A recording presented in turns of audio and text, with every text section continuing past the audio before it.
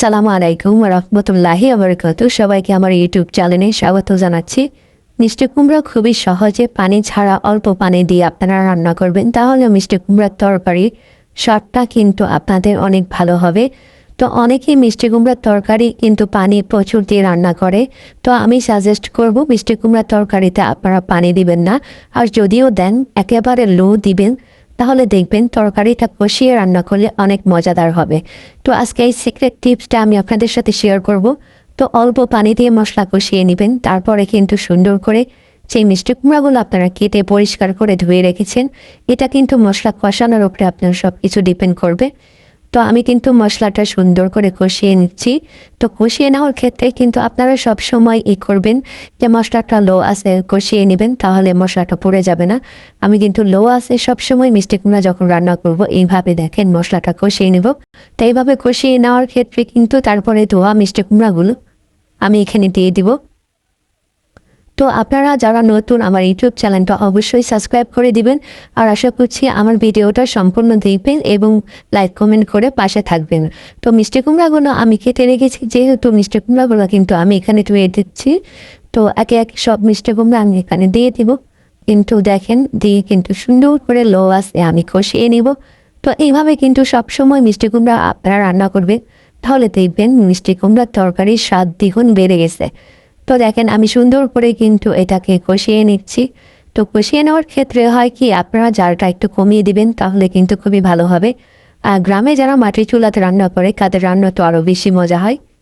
তো আমি কিন্তু দেখেন পানি কিন্তু খুবই কম ব্যবহার করতেছি। তো আমি এই তরকারির যেই পানিটা বের হবে ওইটাতেই আমি রান্না করবো, জাস্ট একটু পানি দেবো মাঝখানে, আর কিছুই না। তো আমি কিন্তু সুন্দর করে কষিয়ে নিচ্ছি, নেওয়ার পরে কিন্তু আমি এটাকে দেখেন, তো এটাকে আমি সুন্দর করে আবার কিন্তু ঢাকনা দিয়ে ঢেকে দিব, কারণ এটা ভাপে হয়ে যাবে। পরে এটাকে মাছ অ্যাড করে, যেহেতু মাছ দিয়ে মিষ্টি কুমড়া রান্না করলে কিন্তু মজা লাগে। তো আমি সবসময় চেষ্টা করি পুকুরের মাছ দিয়ে রান্না করার জন্য।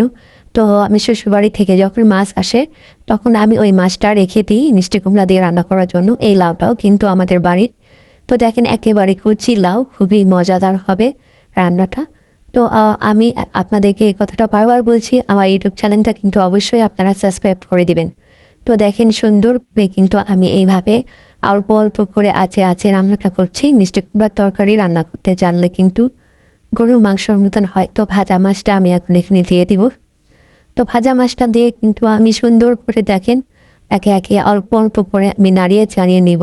রান্নার ভিতরে কিন্তু তরকারির স্বাদটা থাকে। তো যে যেভাবে রান্না করে আমার মনে হয় প্রত্যেকেই ভালো রাঁধুনি ভালো করে রান্না করে, তারপরেও রান্নায় কিছু টিপস থাকে। তো সেইগুলো আমি বলে দিলাম। মিষ্টি কুমড়া যদি এইভাবে রান্না করেন তাহলে খুবই সুস্বাদু এবং মজাদার হয়। তো আমি সুন্দর করে দেখেন অল্প একটু পানি অ্যাড করবো, যেহেতু মিষ্টি কুমড়ার পানি কিন্তু বের হয়েছে, তাই আমি অল্প একটু পানি দিলাম।